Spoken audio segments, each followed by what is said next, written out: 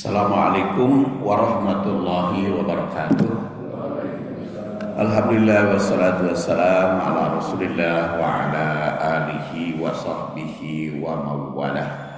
Ibu-ibu dan bapak-bapak rahimakumullah, kajian kita pagi ini fikih hadis keluarga tentang tanggung jawab orang tua di dalam mendidik anak ketika anaknya berusia 7 sampai 10 tahun, bagian ke-4 ya. Ini ada 5 bagian. Jadi insya Allah yang terakhirnya nanti bagian ke-5 bulan depan. Dan pada pagi ini kita ingatkan kembali, hadisnya adalah qala Rasulullah sallallahu alaihi wasallam, muru auladakum bis-shalah wa hum abna'u sab'i sinin wadribuhum 'alaiha wa hum abna'u ashrin wa fariqu bainahum fil madaji. Makalahnya saya susun untuk 14 awal pada waktu yang lalu karena tidak tahu libur. Pas memberitahu liburnya kan hari Sabtu, saya biasanya hari Kamis nulis buku itu hari Kamis, dicetaknya baru selesai Sabtu. Jadi karena itu tanggalnya lebih awal, ini Ahad bulan yang lalu. Jadi hadisnya itu memerintah muru auladakum bis-shalah, perintah anak-anakmu untuk melaksanakan sholat. Jadi perintah, jadi didiknya mana? Di awal ya, perintahnya ketika wahum abna'u sab'i sinin. Jadi kalau sudah perintah berarti sudah bisa. Makanya mendidik sholatnya harus dari awal, sejak 2 tahun. Dan kita memang di dalam fikih keluarganya ini berangsur sejak bayi sebelum lahir, ketika 7 hari, sekarang ketika 2 tahun, kemudian kasih sayang sekarang ketika 7 sampai 10. Nanti setelah taman ini 7 sampai 10, bagaimana tanggung jawab kita orang tua kepada anak di dalam pernikahan. Jadi sambungannya makalah berikutnya adalah tentang mewujudkan barokah atau menggapai barokah dalam keluarga setelah tamat ini. Jadi bersambung terus ya sampai kita menghadapi usia tua, insyaallah. Jadi panjang fikih keluarga itu. Wadribuhum 'alaiha wa hum abna'u ashrin. Pukul, tindak, tentu saja bukan tindak kekerasan. Ini tindak kasih sayang, pukul wadribu itu. Jadi bukan harus dicabok, bukan harus ditepiling. Tapi wadribu di sini adalah tindak kalau mereka tetap tidak mau. Tindakannya adalah dengan kasih sayang. Wahum abna'u ashrin, apabila 10 tahun. Ini juga menandaskan baru anak itu bisa ditindak, bisa dihukum apabila sudah 10 tahun ke atas. Maka kalau umur 7 tahun, memerintah kalau tengah warok tidak boleh ditindak. Kan kadang-kadang ibu-ibu menjewer anak usia baru 7 tahun, dijewer, tidak bisa itu. Tidak boleh ditindak ya. Tidak boleh dihukum. Makanya guru TK mah tidak pernah menindak muridnya. Karena TK kan rata-rata belum 7 tahun. Jadi tidak bisa menindak seperti nyepret dan sebagainya, karena itu baru bisa dihukum apabila sudah 10 tahun. Wa fariqu bainahum fil madaji, dan pisahkan tempat tidur mereka apabila 10 tahun itu. Jadi kalau sudah 10 tahun anak sudah punya kamar masing-masing. Sudah punya kamar masing-masing kalau sudah umur 10 tahun. Maka lanjutkan kita dari makalah yang lalu. perintah sholat bagi keluarga itu telah jelas ditegaskan di dalam Al-Quran, yaitu wa'mur ahlaka bis sholah, perintah olehmu keluargamu untuk sholat. Kalau di dalam ayat ini tidak disebut tahunnya, justru hadis yang merinci, yang menafsirkan Al-Quran. Jadi salah satu fungsi hadis itu menafsirkan Al-Quran, dan walaupun ada bayannya atau penjelasan tambahan syariah, tambahan syariah. Maka di sini sebagai penjelasan wa'mur ahlaka bis shalah, perintah keluarga, dan di sini keluarga itu bukan hanya anak ya, tapi siapapun yang ada di rumah kita menjadi tanggung jawab kita, maka kita harus memerintahnya. Ahlakan, bahkan ahlak itu kadang-kadang kan istri. Wa anfusakum wa ahlikum nar. Bisolah dengan sholat, wastabir, bersabar di dalam memerintahnya. Makanya merintah itu harus sabar kumaha. Ya terus kalau belum ditaati, sabar, tidak boleh emosi. Cantaat keneh tidak boleh emosi. Umur 7 tahun nanti bisa ditindak, hanya dipaksa untuk melaksanakan sholat. Lanas aluka, kami alaiha atas sholat. Lanas aluka, kami tidak meminta kepadamu rizqon, rezeki. Nahnu narjukuka, karena kami Allah Subhanahu wa taala yang memberi rezeki kepadamu. Nah, ini dengan ya. Kalau kaitan dengan pemberian kepada hamba dan mencurahkan nikmat, mencurahkan rahmat, Allah suka menggunakan kami. Nahnu dhamirnya mutakallim ma'al ghair. Apa maknanya? Cukup banyak. Ada yang mengartikan karena menunjukkan keagungan, makanya pakai nahnu. Ya, ada juga yang mengartikan, menginterpretasi nahnu itu karena Allah melibatkan makhluknya. Jadi makanya kalau tentang keanugerahan, memberikan kenikmatan, kemudian yang melibatkan makhluk Allah. Jadi tidak hanya secara pribadi. Makanya kalau ibadahnya kepada Allah, liya'buduni, tapi kepadaku, anak. Tapi kalau menganugerahkan itu nahnu, kami, karena Allah melibatkan makhluknya. Itu salah satu makna. Narzukuka, kami memberi rezeki kepadamu. Memberi rezeki itu dari Allah langsung ngagubrak gitu. Memberi rezeki gubrak, rezeki datang, enggak. Melibatkan manusia itu sendiri, melibatkan usaha. Wal akibatu, dan akibat yang baik, kesudahan akibat yang baik di dunia maupun di akhirat adalah lil taqwa, bagi yang bertakwa. Surah Toha 132.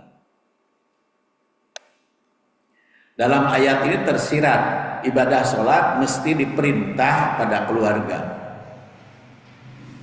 mencakup anak dan sebagainya. Kemudian yang kedua, memerintah sholat mesti dengan penuh kesabaran.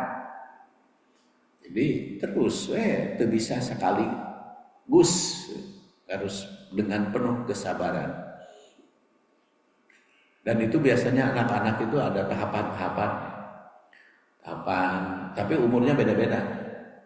Tahapan taat gitu, patuh, nanti ada berubah, bangkang. Ini makanya penuh kesabaran anak. Pada usia tertentu ngebangkang terus perintah orang tua teh. Nah, udangkeun sare ge hese kadang-kadang Tapi usianya itu macam-macam. Usia itu macam-macam. Ketika masa penantangan itu selalu ada di anak itu. Makanya penuh kesabaran. Ada yang malah ketika anaknya itu sudah SMA baru membangkang. Makanya Gubernur Jawa Barat ada militer. Ya. Jadi itu kan umur SMA ya. SMP SMA. SMP SMA. Jadi ada yang tentu saja itu juga militernya SMP kumaha, SMA kumaha kan itu. Beda-beda. Kemudian Allah tidak menuntut rezeki dari hambanya. Ini menunjukkan tanggung jawabnya Allah Subhanahu wa taala urusan rezeki. Karena memang anak mah pasti dirijekian ku Allah mah eta mah geus jaminan. Jaminan. Makanya ketika ada salah satu syarat dapat sumbangan harus vasektomi ditentang oleh majelis ulama.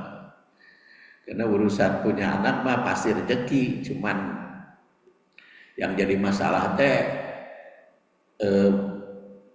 kenyataan semakin banyak lamun keleutik anakna ripuh minta bantuan wae banyak kudu hayo teh biaya kelahiran ditanggung wae salah. Tapi kalau hirupna mah anger we diberi rezeki oleh Allah Subhanahu wa taala tidak tanpa kecuali, baik orang tuanya yang taat maupun yang maksiat, tetap aja anak nama diberi rezeki. Hanya rezekinya ada yang banyak, ada yang tidak. Ya mulai periode sekarang presiden ikut bertanggung jawab memberi rezeki kepada anak semua. Itu kan juga sebagai jaminan dari Allah Subhanahu wa taala, makanya nahnu. Justru Allah yang memberi rezeki kepada hambanya, pada anak-anak. Kemudian yang kelima tentu saja tersirat di dalam ayat ini, jangan khawatir kehilangan rezeki. Seperti sering saya kemukakan, memang ketika kita punya anak masih ngora, masih anak-anak, ripuh gitu. Ngurus biaya SD, SMP, SMA, bahkan biaya TK kan lebih mahal dari doktor ya. Kalau kuliah doktor mah di UIN cuma 5 juta per semester. Berarti kan cuma 1 juta agak kurang per bulan. Di TK mah aya 15 juta, 10 juta, 5 juta teh per bulan per bulan. Kalau ini mah 5 juta teh di UIN tuh. Untuk 1 semester 5 juta. SD mah ada 1,5 juta, 2 juta. Jadi sebetulnya mahal keneh anak-anak ada biaya daripada meneruskan. Jadi, tapi ketika anak itu sudah dewasa, maka terasa kenikmatan bagi orang tua, asalkan didikannya tadi melalui prosedur rangkaian yang dibahas di dalam hadis.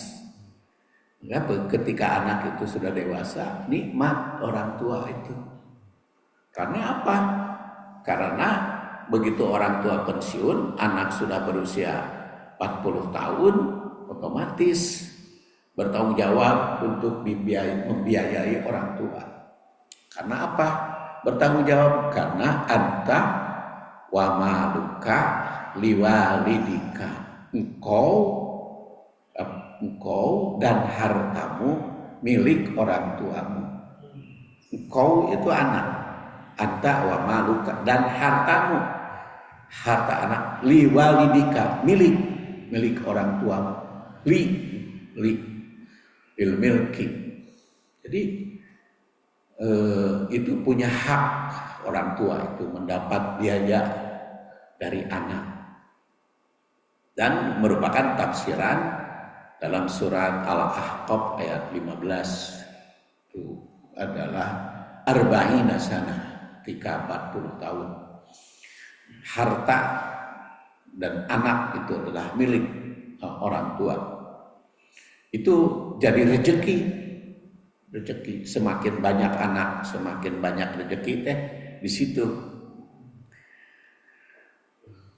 Kemudian di sini dikatakan tetaplah menaati aturan Allah Subhanahu wa taala. Karena apa? Untuk persiapan wal aqibah takwa.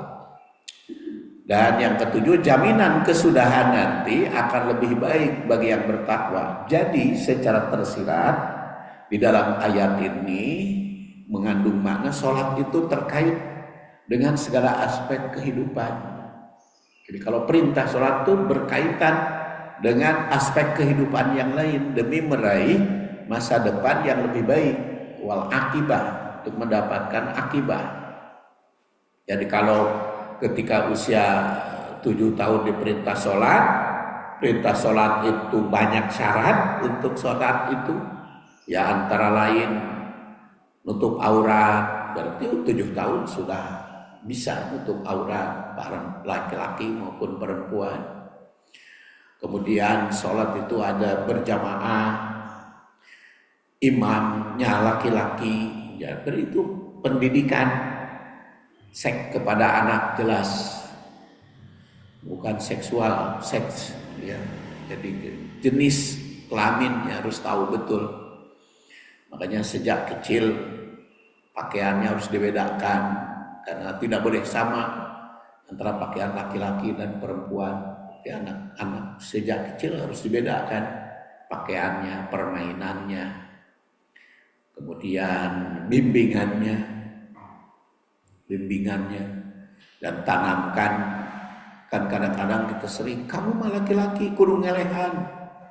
Itu ayat istilah itu. Kamu mah laki-laki pemimpin, karena ar-rijalu qawwamun 'alan nisa. Kamu harus yang memimpin, harus melindungi. Itu didikan. Ya, bagaimana kedudukan perempuan? Saya sekarang sedang menyusun buku wanita dalam Al-Quran. Jadi kemarin Ramadan dan Syawal buku saya 4 buku yang terbit. Ada yang 184 halaman, ada yang 108 halaman, 4 buku. Sekarang mau terbit itu wanita di dalam Al-Quran. Karena ini urusan wanita, maka saya minta bantuan juga perempuan, editornya nanti. Jadi kenapa? Karena ada kekhasan yang tertarik saya itu, kenapa wanita dalam Quran itu harus dikaji. Karena wanita itu ternyata di zaman Rasulullah SAW banyak itu terlibat di dalam hadis itu. Kan rawi hadis wanita itu banyak pisan. Istri Rasul semua rawi hadis. Kemudian masa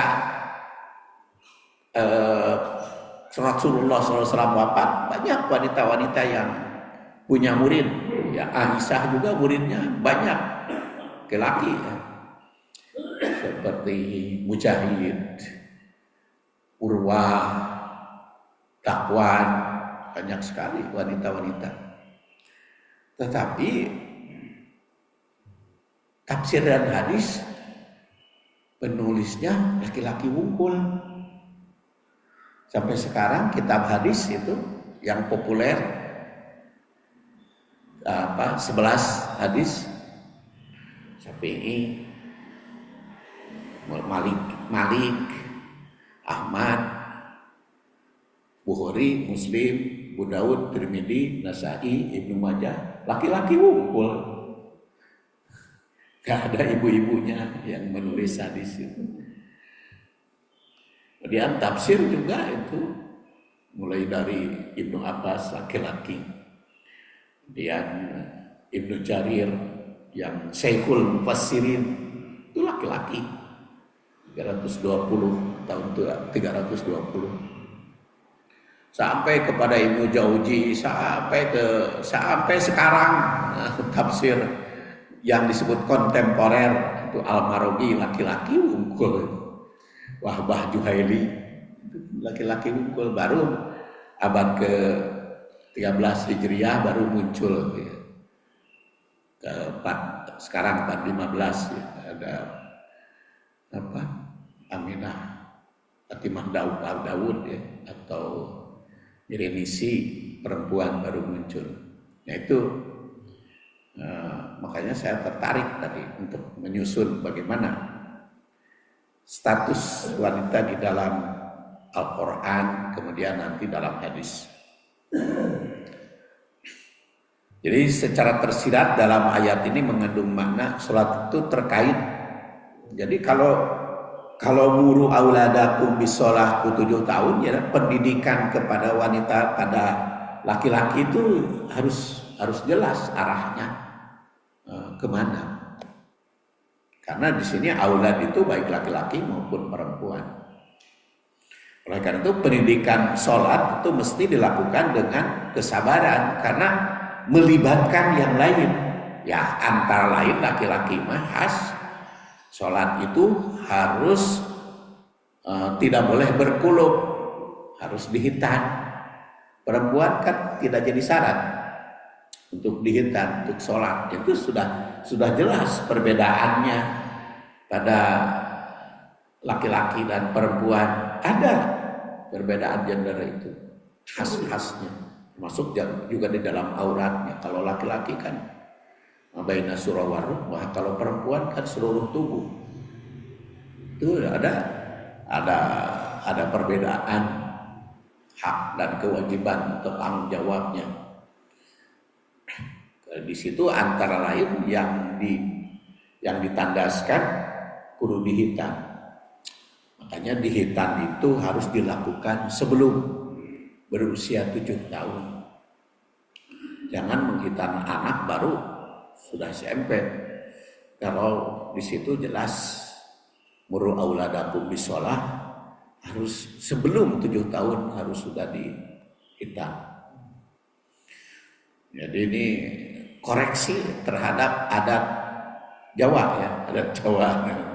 Dan Jawa sudah dewasa, sudah SMP. Makanya kan Hasan dan Husain mah ketika akikah, ke usia 7 hari. Kemudian makna ayat pada fikih keluarga yang kita bahas, berarti pertama kewajiban orang tua dalam pendidikan keagamaan anak. Jadi tidak bisa pendidikan anak dalam ibadah itu tidak bisa diserahkan kepada yang lain, harus orang tua yang terlibat, pendidik pertama. Jadi karena kalau sebelum 7 tahun kan belum dilepas anak itu, berarti kan tanggung jawab orang tua secara langsung, kewajiban. Jadi ayat ini menegaskan bahwa sholat harus menjadi prioritas dalam keluarga. Dalam fikih keluarga, perintah ini mengandung beberapa aspek.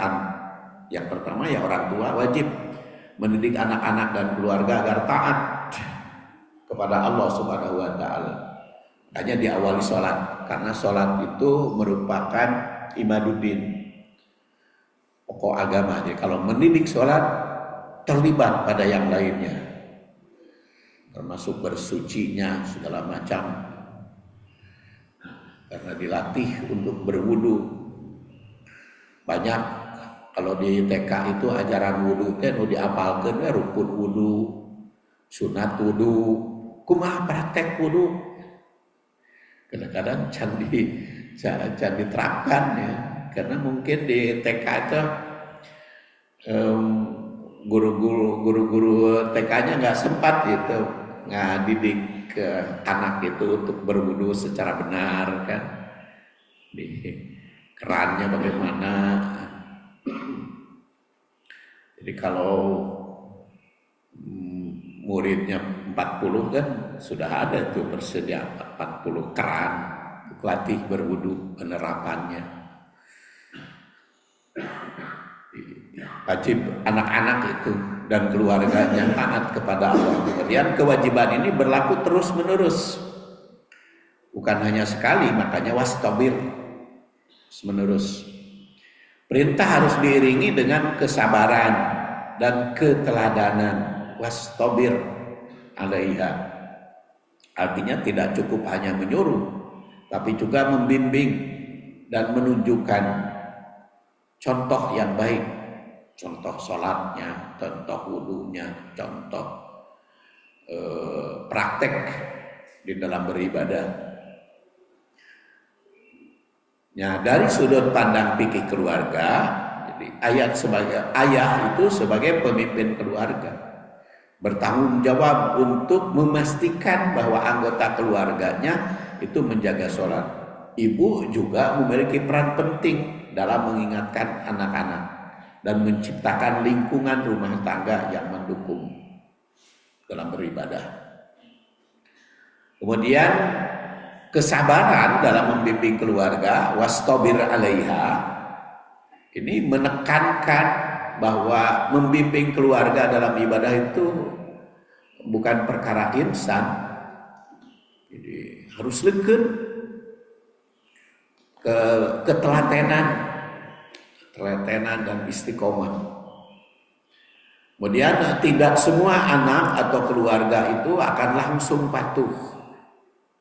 Jadi ada yang membantahnya dan ternyata usianya itu macam-macam, pembantahan itu.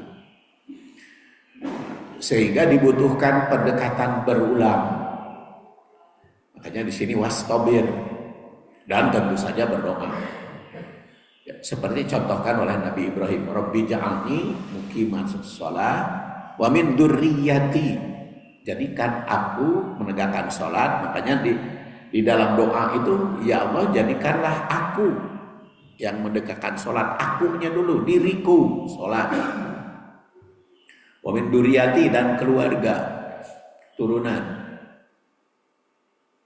Rabbi ja'alni muqimas shalah wa min dzurriyyati Rabbana wa taqabbal du'a. Jadi ada didikan diri,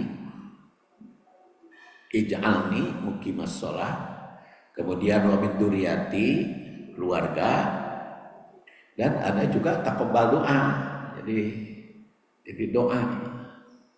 Makanya ditafsirkan oleh Muhammad Abduh dan juga diikuti Muhammad Rashid Ridho, dan juga dikutip oleh Al-Marughi, dan juga dikutip oleh Wahbah Juhaili. Hanya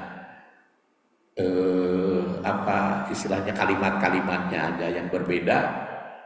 Bahwa hidayah itu ada 5, itu oleh Muhammad Abdul, oleh Muhammad Rashid Ridho, oleh Al-Marughi, dikutip, dan yang terakhir oleh Wahbah Juhaili. Ada hidayah itu, hidayah ilham, hidayah hawas, hidayah tasyrik syariah, hidayah akal, dan hidayah taufik. Ada yang gratis dari Allah dikasih, ya seperti akal, ilham, kemudian hawas, indra, itu gratis oleh Allah semuanya dikasih. Tapi kualitasnya beda-beda.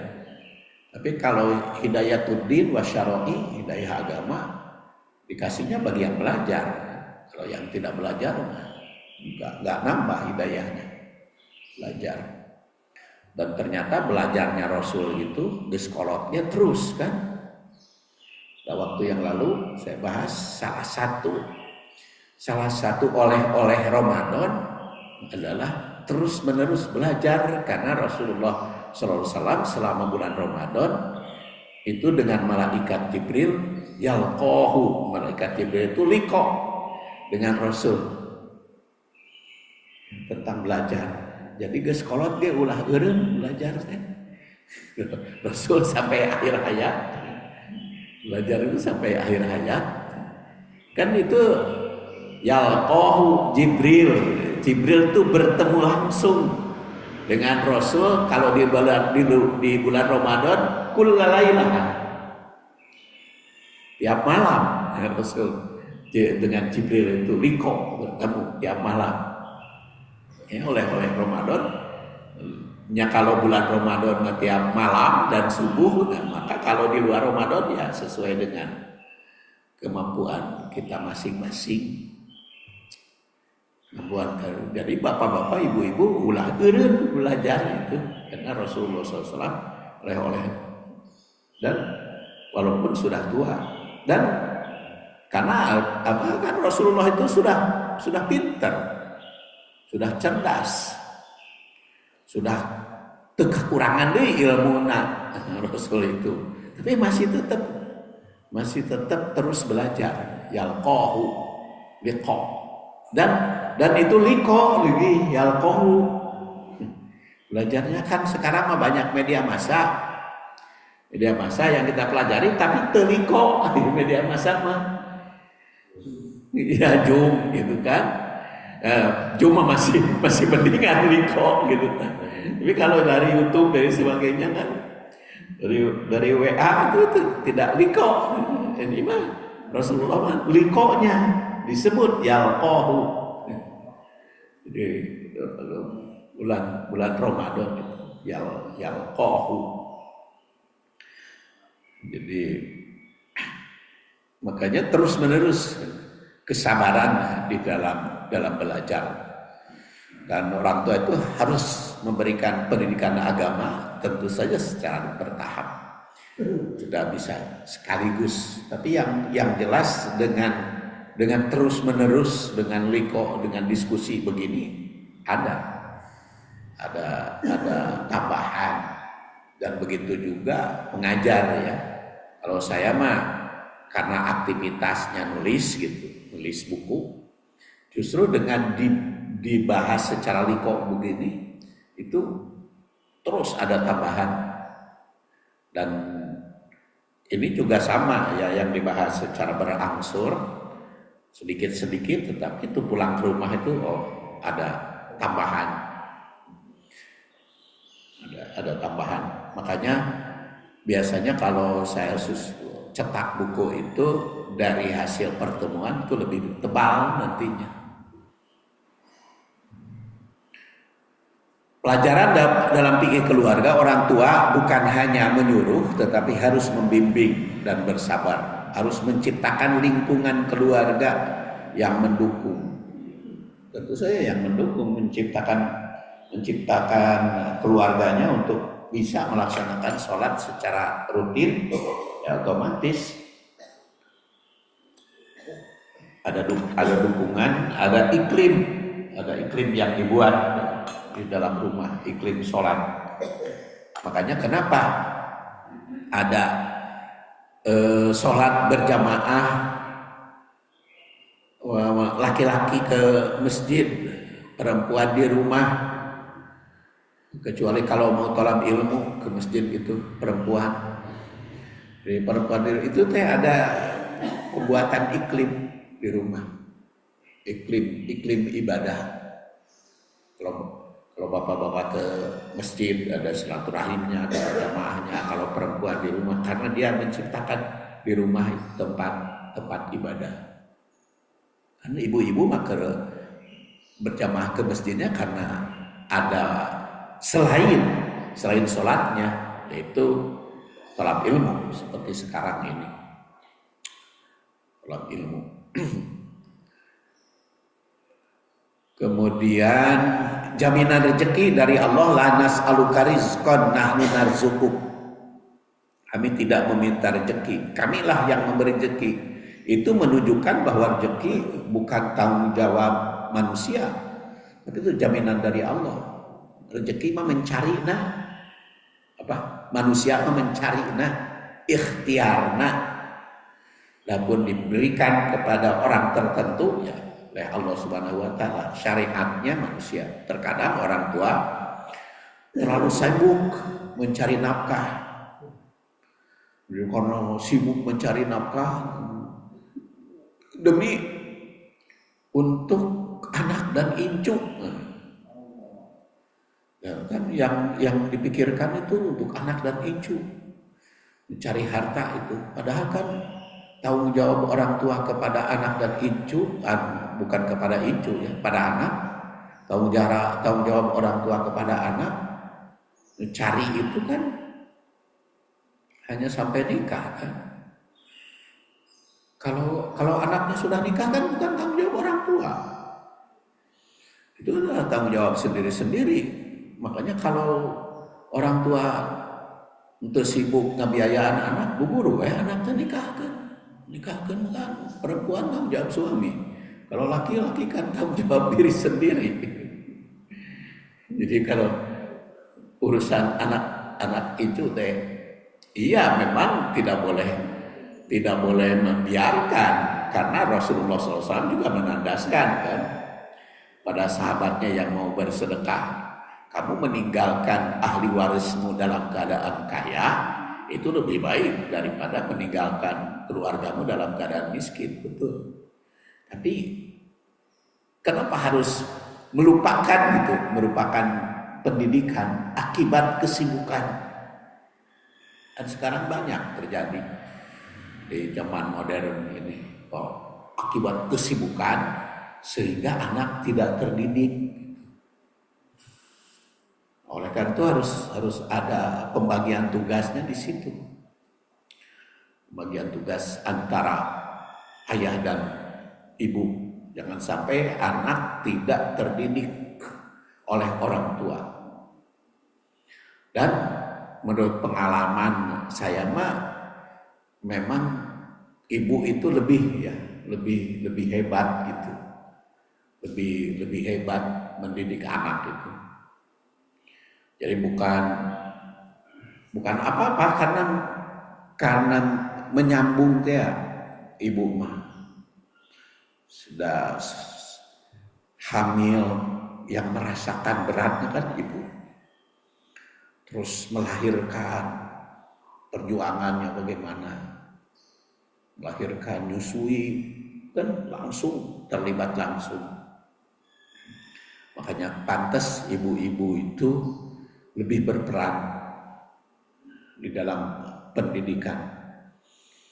Maka orang tua juga harus tetap jangan sampai karena mencari rezeki, mencari harta sehingga anak terabaikan, jangan sampai terjadi gitu. Karena lebih utama pendidikan. Jadi korelasi hadisnya jadi juga ada kan, barang siapa yang menjadikan akhirat lebih utama itu akan mendapat kehidupan dunia. Kemudian ditandaskan wal akibatu lit taqwa. Akibat yang baik itu adalah takwa. Jadi menunjukkan bahwa keluarga yang menegakkan sholat akan mendapatkan keberkahan dunia dan akhirat. Takwa ya. Takwa menjadi kunci kebahagiaan keluarga, baik dalam aspek spiritual, psikologis, maupun ekonomi.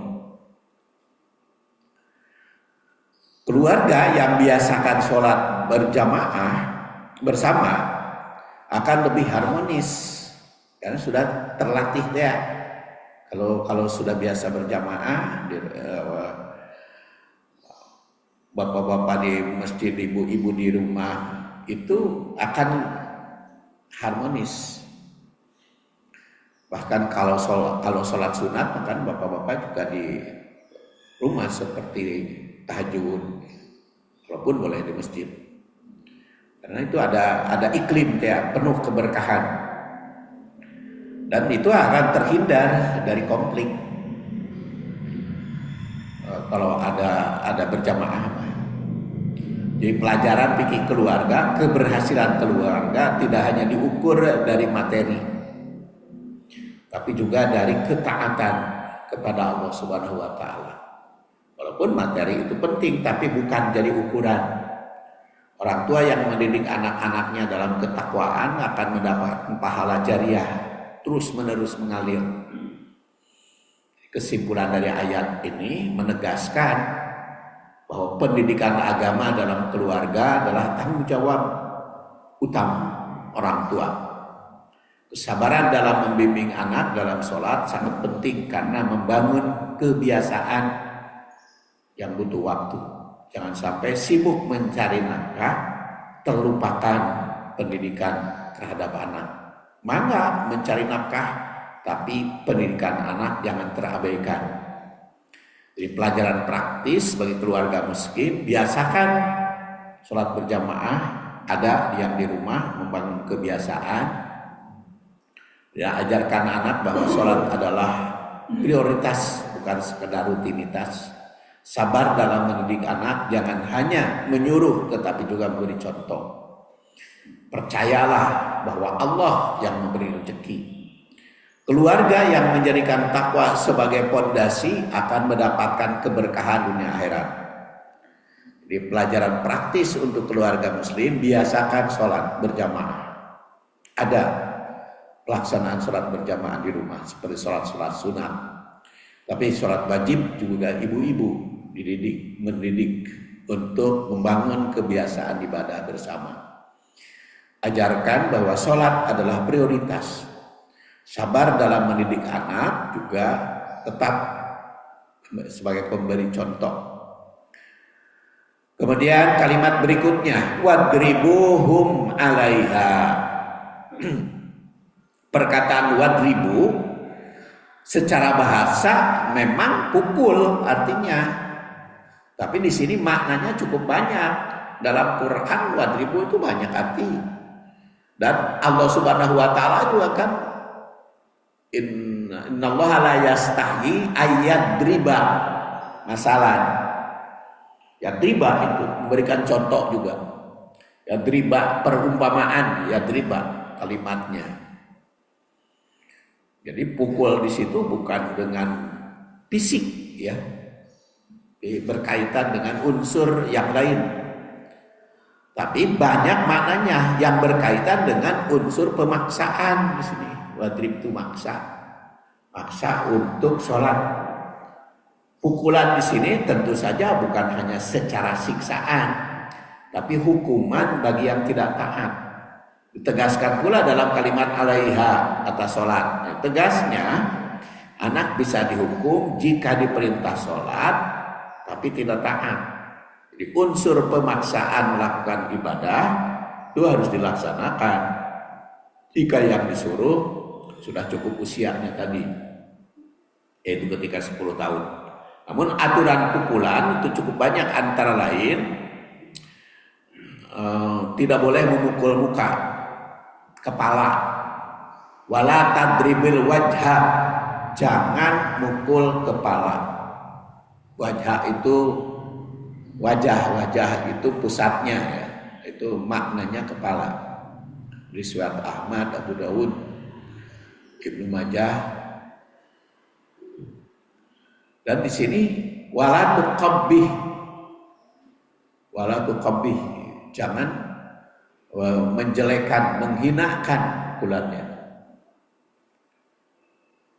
Wala tahjur illa fil bait, jangan mengusir, tinggalkan, suruh diusir.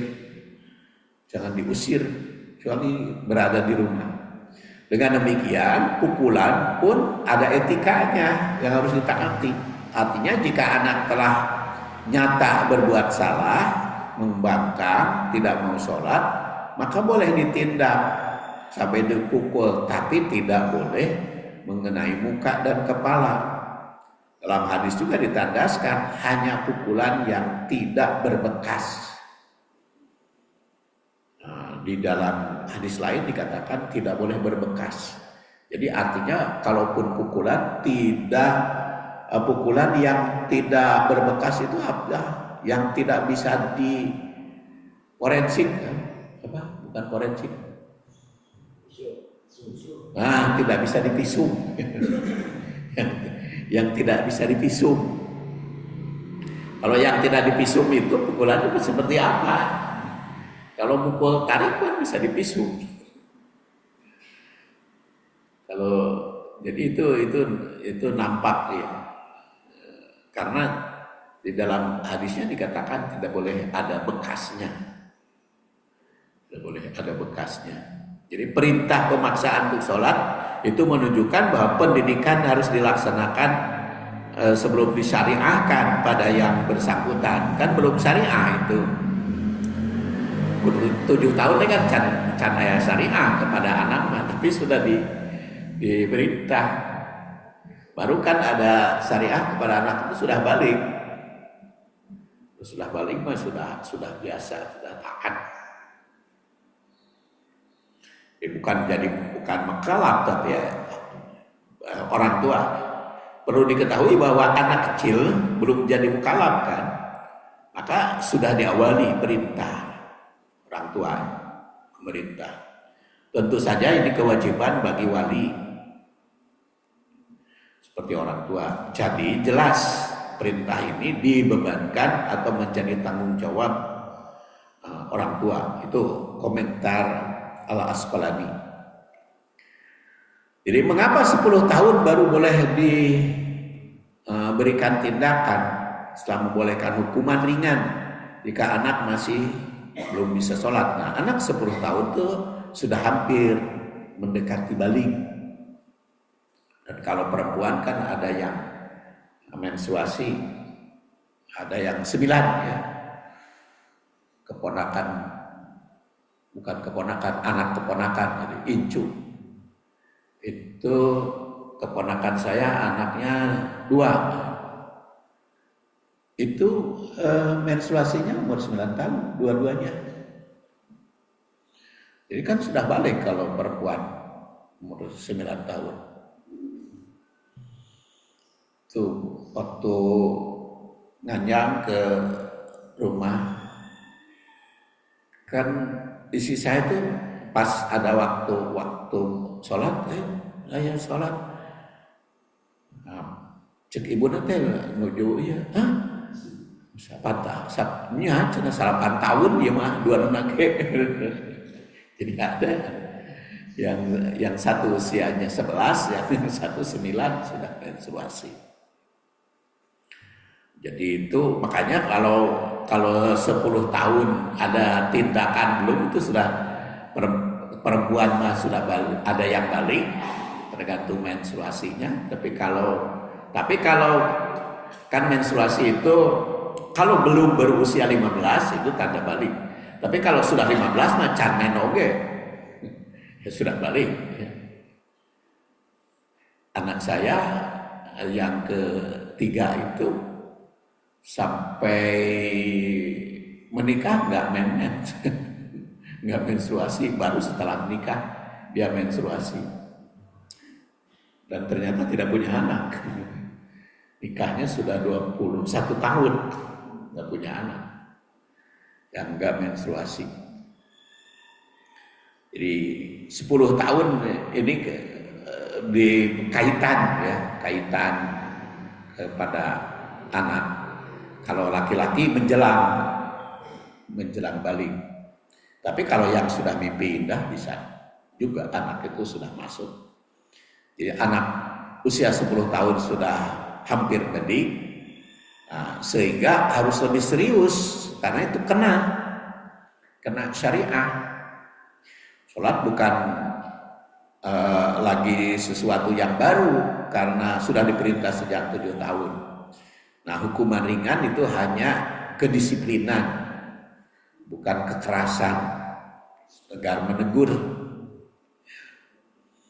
Jadi pendekatan Islam itu bertahap 0 sampai 6 perkenalan tanpa paksaan, 7 sampai 9 perintah secara langsung tapi tetap kelembutan, 10 tahun ke atas tegurannya lebih tegas lagi. Jadi usia 7 tahun dalam fase kesiapan, diperintah memahami aturan. Islam menekankan pembiasaan secara bertahap karena anak tidak merasa terbebani karena sudah balik itu. Sudah jelas perintah sholat sejak 7 tahun itu adalah langkah awal. Makanya kalimat yang lain kan murus bisolah, Kemudian wahum abna'u asyrin, umur 10 tahun ini merupakan batasan anak yang boleh dihukum ketika tidak menaati. Jadi bila memperhatikan redaksi ini jelas bahwa anak yang belum berusia 10 tahun tidak boleh dihukum fisiknya, baik berupa pukulan atau lain. 10 tahun bisa mendapat hukuman kalau tidak taat, tetapi hukumannya ada aturan-aturannya. Kemudian wafariku bainahum fil madaji, jadi dimaratonkan karena sudah hampir jam 6. Pisahkan anak ketika di tempat tidur, jadi perkataan bainahum antara mereka, maka mencakup baik laki-laki maupun perempuan jenisnya. Jadi bagus nama laki-laki dengan laki-laki juga tidak boleh satu tempat tidur. Boleh laki-laki dengan laki-laki satu kamar, tapi pisahkan tempat tidur karena di sini pariku bainahum fil madaji. Ini mah tempat tidurnya punya masing-masing. Jadi kalau punya anak terdiri dari laki-laki dan perempuan, maka kamar di rumah itu minimal 3. Kamar suami istri, kamar anak laki-laki, dan kamar anak perempuan. Tapi ideal nama parikum fil madaji itu setiap anak punya kamar. Jadi kalau anaknya 4, maka kamarnya 5, 6 jeung ruang tamu, kamar tamu. Di kamar itu makanya ketika saya di rumah masih anak lengkap belum pada kawin, juga ada keponakan yang ikut, ada adik ipar, maka di rumah itu saya bikin kamar 11. Di 11 kamar di rumah itu petak-petak gitu, 11 kamar dan WC-nya 4. Di kamar 4, ada di atas, ada di bawah 3. Jadi itu WC di bawah karena kamar suami istri mah harus WC-nya harus di dalam kamar. Itu kan Rasulullah SAW menandaskan apabila mau kedua kali maka harus berwudu. Nah itu kan maknya atuh reka 2 kali kudu keluar wuduna. Nya pan meureun ka nyawan eta si bapa teh kunaon cenah jeung si ibu teh wudu balik deui ka kamar teu puguh.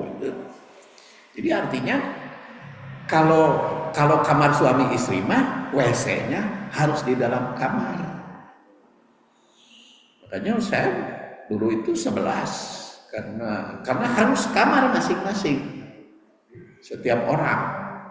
Nah sekarang sudah bubar semua, anak saya sudah nikah semua, keponakan yang ikut sudah nikah juga, tinggal 2an kembali kepada asal. Maka kamar yang di bawah dibongkaran gitu, dibongkaran.